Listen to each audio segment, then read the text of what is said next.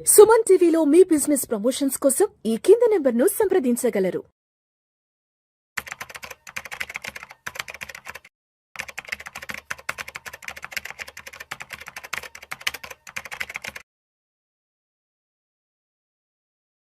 నమస్తే రేవంత్. నమస్తే అండి. Revanth, welcome to Vishnu talks and welcome to Suman TV. Thank you.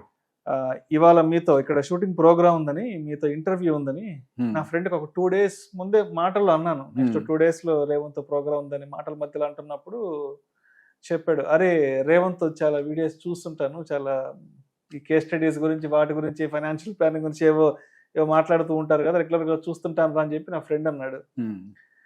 సరే ఇంకేంట్రా జాబులు ఎలా ఉన్నాయి ఏంటి, ఏదో ఏదో యాంథ్రోపిక్ భయాలు అంటున్నారు, ఏదో జాబులు యాప్లు అంటున్నారు అంటే ఆడు ఒక మాట చెప్పాడు, నిజమేరా ఈ బయట వార్తల్లో వస్తున్నది, టీవీలో చెప్తున్నది నిజమేను, బయట చాలా చాలా కంపెనీస్లో జాబులు ఆఫ్లు విపరీతంగా జరుగుతున్నాయి.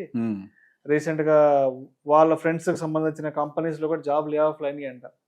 అయితే వీళ్ళ కంపెనీలో కూడా రీసెంట్గా ఏవో ఇంటర్నల్గా మెయిల్స్ వచ్చాయంట, పెద్ద పెద్ద ప్రాజెక్ట్ మేనేజర్, CEO లెవెల్లో వచ్చాయంట.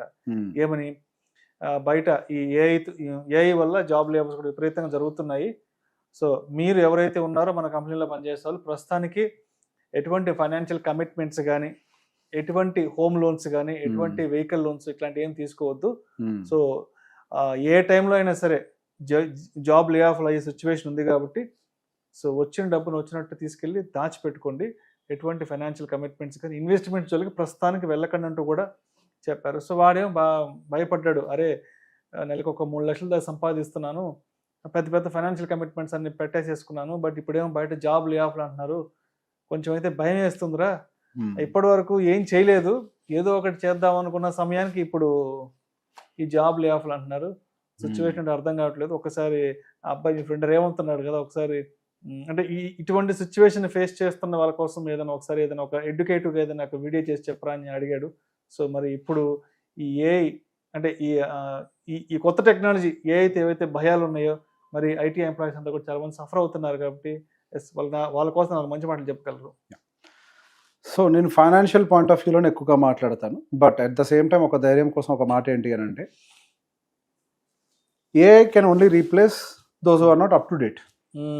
అంతే, అప్డేట్ కాని వాళ్ళకి కాని వాళ్ళు అంతకుమించి మనం భయపడాల్సిన అవసరం, కష్టపడాలి, భయపడాల్సిన అవసరం లేదు. ప్రతి కంపెనీ బతకాలి కదా, కంపెనీ సర్వైవ్ అవ్వాలి అంటే 4 మనుషులు అయితే కావాలి. కాబట్టి those are not up to date, డెఫినెట్గా వాళ్ళు లే ఆఫ్ అవుతారు. సో ఫైనాన్షియల్స్లోకి ఎంటర్ అవుదాం. నేను ప్రతిసారి చెప్పే ఒక మాట, మనిషి జీవితం 75 సంవత్సరాలు అని మనం అనుకుంటే మొదటి 25 సంవత్సరాలు తల్లిదండ్రుల మీద మనం సర్వైవ్ అవుతూ ఉంటాం, చదువులు అన్ని వాళ్ళు చూసుకుంటుంటారు, ఉద్యోగం వచ్చే వరకు ఇంకా వాళ్ళు చూసుకుంటూ ఉంటారు. ఆ తర్వాత లాస్ట్ ఉండే 25 సంవత్సరాలు ఇక మనం రిటైర్మెంట్ ఫేజ్లో ఉంటాం. మన జీవితంలో ఉండేది మధ్యలో 25 సంవత్సరాలు. మన అసలు జీవితం, సంపాదించే జీవితం, ఉరుకుల పరుగుల జీవితం, బాధ్యతల జీవితం ఈ 25 సంవత్సరాలు.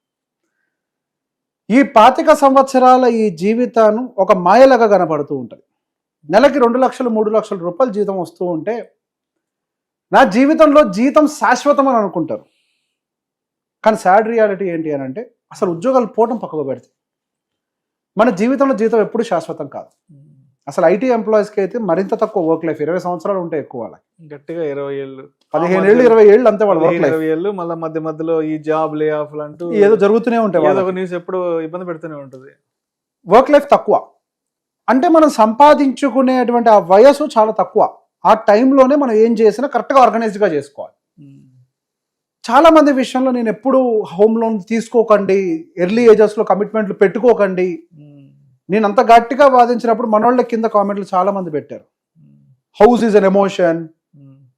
ఇప్పుడేమైంది, ఇదే భయపడుతుంది ఎప్పుడు కూడా, అంటే మన భయం కూడా ఇదే. ఎంతో జీవితాలు చూస్తున్నాం మనం, లే ఆఫ్స్ మన చేతుల్లో ఉన్నాయా? ప్రపంచంలో మారేటువంటి టెక్నాలజీ మన చేతుల్లో ఉందా? ఏ రోజు ఏ యుద్ధం వచ్చి ఏ ఉద్యోగం పోద్దో తెలియదు, ఏ రిసెషన్ వచ్చి ఏ ఉద్యోగం తీస్తుందో తెలియదు. నిన్న మొన్నటి వరకు జస్ట్ లాస్ట్ ఒక 48 గంటల ముందు వరకు కూడా యూఏ, దుబాయ్ అంటేనే ద మోస్ట్ సేఫెస్ట్ కంట్రీ అనుకున్నాం, బట్ ఈ రోజు అక్కడ సిచ్యువేషన్, అక్కడ పరిస్థితులు ఎట్లు మారాయి చూసాం. నిజంగా అక్కడ నిజంగానే ఇక మీదట ఉద్యోగాలకు వెళ్ళే అవకాశాలు పరిస్థితులు ఉంటాయో లేదో తెలియదు. ఎంత టూరిజం పడిపోయింది, ఎంత బిజినెస్ పడిపోతుందో తెలియదు. బిజినెస్ పడిపోయింది అక్కడ కంపెనీస్ కి. సరే, రాత్రికి రాత్రి మనిషి జీవితంలో చాలా మార్పులు చేర్పులు జరుగుతూనే ఉంటాయి.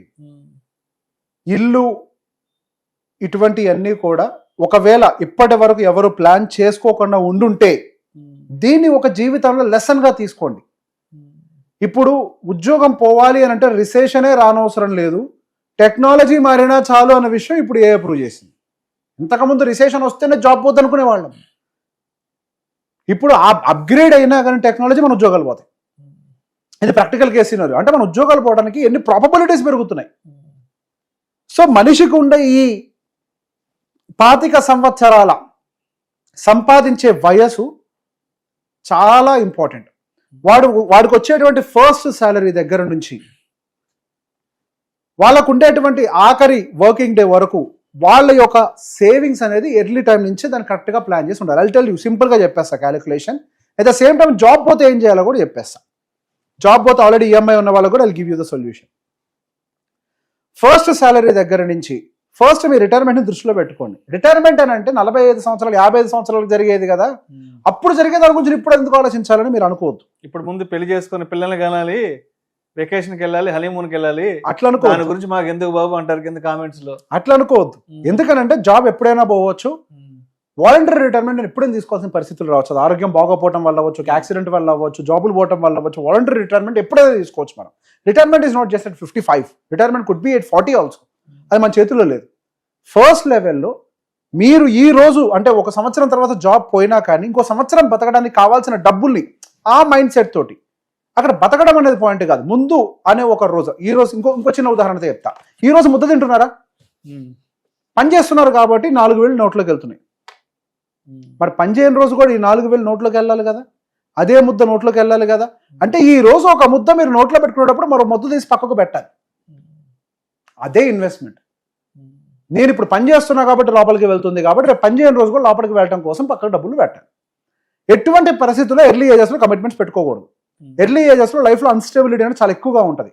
ఈ ఇన్స్టెబిలిటీని తట్టుకోవాలి అని అంటే కమిట్మెంట్స్ తక్కువగా ఉంటే తట్టుకోవడం సాధ్యం. ఈఎంఐ లాంటి భారాలు లేకపోతే తట్టుకోవడం సాధ్యం. ఈఎంఐ లాంటి భారం కనుక ఇటువంటి సమయాల్లో నెలకు వచ్చేసరికి ఒక 75,000 80,000 రూపాయలు ఇంటి భారం ఈఎంఐలు, పైన ఇంటి ఖర్చులు ఒక 75,000, పైన పిల్లల స్కూల్ ఫీజులు ఒక 25,000, పుట్టుగేదర అన్ని కలిపి ఒక 2 లక్షల రూపాయలు నెలకి ఖర్చులు ఉండేటువంటి ఒక నెల జీతగాడికి ఉద్యోగం ఈ టైంలో కనుక పోగలిగితే 3 నెలల్లో మీ ఇల్లు ఆక్షన్లోకి వెళ్తుంది. బెంగళూరులో జరిగింది, ఆర్టికల్ వచ్చింది. 1,20,00,000 రూపాయలు ఇల్లు, 3 నెలలు ఈఎంఐ కట్టలేకపోతే ఒక ఉద్యోగి 3 నెలలు ఆక్షన్లు పడేశారు. 90 లక్షలకు అమ్మేసింది బ్యాంకు 1,20,00,000 ఇంటిని. వాళ్ళకి రావాల్సిన 90 లక్షలు కాబట్టి.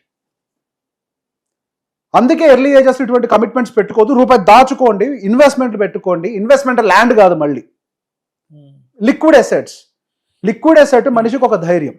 అంటే ఇక్కడ రేవంత్ పేరెంట్స్ అనే వాళ్ళు కూడా ఫస్ట్ ఏం చేస్తున్నారంటే 25, 24, 25, 25 కంతా ఉద్యోగం వచ్చిందంటే ఫస్ట్ పేరెంట్స్ చెప్పే మాట ఏంటంటే, అరే ఒక 50 లక్షలు 1 కోటి రూపాయలు పెట్టి ఫస్ట్ ఇల్లు కొనేసేసి, ఫస్ట్ ఉద్యోగం వచ్చిన కొత్తల్లో ఊరు వెళ్తేనో ఏదైనా పెళ్ళికి వెళ్తేనో ఏదైనా బంధువుల ఇంటికి వెళ్తే ఫస్ట్ చెప్పే మాట ఏంటంటే, ఉద్యోగం వచ్చేసింది కదా, నెలకు ఒక 50,000 60,000 జీతం వస్తుంది కదా, ఫస్ట్ వెళ్ళి హైదరాబాద్లో ఓ 2-3 కోట్లు పెట్టి ఓ ఇల్లు కొనిపడి దొబ్బు ఫస్ట్ చెప్తారు. ఇంకొంతమంది చెప్తారు జాబ్ వచ్చేసింది ఒక మంచి కారు ఒకటి తీసుకో ఒక 20-30 లక్షలు పెట్టని చెప్తారు. అంటే 25, 26 ఏళ్ళ వయసుకే ఓ 2 కోట్లు 3 కోట్ల రూపాయల ఫైనాన్షియల్ కమిట్మెంట్స్ తీసుకుంటే రేపన్న రోజు ఇలా ఉద్యోగాలు జాబ్ లే ఆఫ్లు అయితే వాడు 30-32 సంవత్సరాల వయసుకి ఇలా రోడ్డున పడే పరిస్థితి ఏం సిచ్యువేషన్స్లో.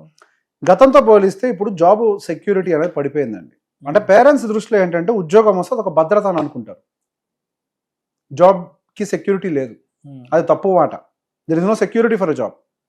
ఉద్యోగం ఎప్పుడైనా పోవచ్చు, దానికి ఎన్నో కారణాలు తోడుగా రావచ్చు, అది మన చేతుల్లో లేని పని. నేను ఫస్ట్ లెవెల్లో గతంలో ఎన్నోసార్లు నోర్లు చించుకొని మరి గట్టిగా చెప్పాను. ఎంత విమర్శలు ఎదుర్కొన్నా కానీ నా మాట మీద గట్టిగా నుంచున్నా. ఎర్లీ ఏజ్లో ఇంటి జోలికి వెళ్ళారు అని అంటే ఇంటి జోలికి వెళ్ళేలాగా ఆ పేరెంట్ కనుక ఈ పిల్లోడి చేతి ఇల్లు కొనిచ్చాడు అని అంటే ఈ పిల్లోడి జీవితం అంధకారంగా మారుద్ది, వాళ్ళ పిల్లడి జీవితం అంధకారంగా మారుద్ది. ఈ అంధకారంగా మారుద్దన్న సంగతి ఈ వీడియో మనం ఒక సంవత్సరాల క్రితం చెప్పాం, 1.5 year బ్యాక్ ఇట్లా జరుగుద్ది అని. పెద్దలే పిల్లల జీవితాన్ని అంధకారంలోకి నెడుతున్నారు అని ఒక వీడియో ఒకటి చేసాం మనం 2024 చివరిలో చేసాం ఒక వీడియో. అవును, ఆ రోజు చాలా విమర్శలు ఎదుర్కొన్నాం, ఇటువంటి ఏమైనా జరిగితే ఇబ్బంది చెప్పారు కానీ ఏదో అన్నారు అందరూ. అవును, ఇట్లాంటి పరిస్థితులు వస్తాయన్న భయంతో మనం వాటి జోలికి వెళ్ళొద్దు అని చెప్పారు. ఒకవేళ ఇప్పుడు మీ లే ఆఫ్ ఆల్రెడీ జరిగింది అనుకోండి, 3 నెలలు ఈఎంఐ కట్టకపోతే మీరు ఇదైపోద్ది కదా ఇల్లు. సో ఇప్పుడు ఏం చేయాలి అని అంటే గో టు మారటోరియం. మనకి మారటోరియం ఒక పీరియడ్ ఉంటుంది, 1 year వరకు వాళ్ళు ఇస్తారు. కంగారు పడకండి. First as those companies are suggesting not to have extra EMIs, we can't do anything. Already అందరు ఈఎంఐలో ఉన్నారు, that is a sad reality. First మారటోరియంలోకి వెళ్ళండి. బ్యాంకు మీరు ఫస్ట్ ఈఎంఐ అంటే బౌన్స్ అయ్యే లోపలే బ్యాంకు దగ్గరికి వెళ్ళి మీరు మారటోరియం అప్లై చేస్తే ఆ వెసులుబాటు మీకు 1 year పాటు కల్పిస్తారు. ఈ 1 yearలో మీకు జాబ్ వచ్చిందా ఓకే, ఇఫ్ నాట్ జాబ్ వచ్చే పరిస్థితిలో లేదు, it might take some more time అనుకోండి, వదిలేయండి. ఫస్ట్ వదిలేయండి, లైఫ్ అక్కడ ఎండ్ అవ్వదు. We have many other opportunities to come, will definitely have an opportunity. See ఇప్పుడు శాలరీ ఆగిపోయింది, ఇదో గొప్ప సొల్యూషనా, ఇల్లు వదిలేయమంటున్నట్టే నీ దగ్గర ఉందా సొల్యూషన్? ఊర్లో పొలం అమ్మి ఈఎంఐ కట్టగలుగుతావా? నిజంగా ఉంటే ఆ పని చేయి. ఊర్లో పొలం వల్ల ఏం లేదు ఉపయోగం, ఇక్కడ నువ్వు ఉంటున్నావు అట్లీస్ట్ ఇంట్లో, ఆ ఊర్లో పొలం మీద అమ్మేసి కనీసం ఇంటి అప్పు తీసేస్తే నువ్వు కనీసం ప్రశాంతంగా బతుకుతావు. అంటే ఇక్కడ హైదరాబాద్లో ఇంటి అప్పు తీర్చాలంటే ఈఎంఐ తీర్చాలంటే ఊళ్ళో కనీసం ఒక 4-5 ఎకరాలు అమ్మితే కానీ తీర్చలేము. 4-5 ఎకరాలు అమ్మితే అవును ఇక్కడ సొల్యూషన్ క్లియర్ అవుతుంది. ఇక్కడ సొల్యూషన్ క్లియర్ అవుతుంది. అసలు ఉత్తమమైన పని ఏంటి అని అంటే, అసలు ఊర్లో పొలాలు ఏం చేస్తున్నాయి? గుడ్లు ఏమైనా పెడుతున్నాయా? వ్యవసాయం చేయట్లేదు కదా ఎవరు. ఇప్పుడు ఆల్రెడీ 35-40 సంవత్సరాలు మనకే ఉన్నాయి అని అంటే పేరెంట్స్ ఇంకా పెద్దోళ్ళు అయి ఉంటారు కదా, ఆల్మోస్ట్. ఇప్పుడు వాళ్ళు వ్యవసాయం చేయరు కదా, 65 to 70 ఏజ్ వచ్చేసారు, వాళ్ళు వ్యవసాయం చేయరు కదా. అమ్మేసి అట్లీస్ట్ ఇంటికి ఈఎంఐ క్లియర్ చేసుకొని అన్సర్టెనిటీ నుంచి బయటపడండి. ఇప్పుడు నెలకి కనీసం మీకు ఆ ఈఎంఐ మంద నెలకు ఒక 80,000 1 లక్ష రూపాయలు ఏదైతే కడుతున్నారో అది మిగిలింది అనుకోండి, ఒక సంవత్సరం కార్పస్ క్రియేట్ చేసుకోగలుగుతారు. Uncertainty will be there. Already మన ఒక పాత టెక్నాలజీలో ఉన్న టెక్నాలజీ మారబోతోంది. ఈ ట్రాన్సిషన్ పీరియడ్లో ఇటోళ్ళు అవుట్ అవుతారో అటోళ్ళు ఇటు అవుతారు. ఈ ట్రాన్సిషన్ పీరియడ్లో మనకి ఏవైతే ఫిజికల్ అసెట్స్ ఖాళీగా పడున్నాయో, ఇంటిని అమ్మే సిచ్యువేషన్ కంటే ఖాళీగా పడున్న వాటిని అమ్మేసి అప్పును తీర్చుకోవడం ఉత్తమమైన పని. ఏం కాదులే అని చెప్పి ఈఎంఐలు బౌన్స్ చేసుకుంటూ వెళ్ళారు అనుకోండి, ఏం కాదులే బ్యాంక్ కోడ్ ఇంటి మీదకి వస్తే సమాధానం చెప్దాము అని ప్రిపేర్ అయ్యారే అనుకోండి, కన్సిడర్ మీళ్ళు ఆప్షన్లోకి వెళ్తారు. ఇంకా దానికి మించిన దరిద్రం ఇంకోటి లేదు. ఇంట్లో పిల్లలు అప్సెట్ అవుతారు, మీ ఇంట్లో భార్య అప్సెట్ అవుతుంది, చుట్టుపక్కల వాళ్ళలో బ్యాంక్ కోడ్ ఇల్లు గుంజుకుపోయాడన్న ఒక మాట మిమ్మల్ని మానసికంగా కుంగదీస్తుంది, కరువు పోతుంది. దానికంటే ఉత్తమమైన పని ఏంటి? Managing your assets properly. ఏదో ఒకటి ఖచ్చితంగా ఉంటుంది కదా, ముందు అమ్మేసి అప్పు తీర్చేయండి. లేదు మొత్తం తీర్చలేకపోతున్నాను అనుకోండి, 1 కోటి రూపాయలు అప్పుకు 10 లక్షలు కట్టగలుగుతున్నాను అనుకోండి, ముందు 10 లక్షలు కట్టేయండి. వాడు 3 ఏళ్ళు 4 ఏళ్ళు మిమ్మల్ని కదల్చాడు, మీరు కట్టిన దాంట్లోంచి ఈఎంఐని అడ్జస్ట్ చేసుకుంటాడు, అదన్నా చేయండి. నాకు తెలిసి టూ మెనీ జాబ్స్ కనుక లే ఆఫ్ అయితే మారిటోరియంస్ కూడా ఇవ్వరు. ఇంకా మారిటోరియం కూడా లిమిట్ ఉంటుంది, బ్యాంకులు సర్వైవ్ అవ్వాలి కదా, మారిటోరియంస్ కూడా రావు ఇంకా మీకు. సో బెటర్ ఇప్పటి నుంచే లిక్విడిటీ త్వరగా ఎక్కడ దొరుకుతుందో చెక్ చేసుకొని కొంత తీసి ముందు కొద్దిగా లోన్లు క్లియర్ చేసుకొని భద్రంగా పెట్టుకోండి.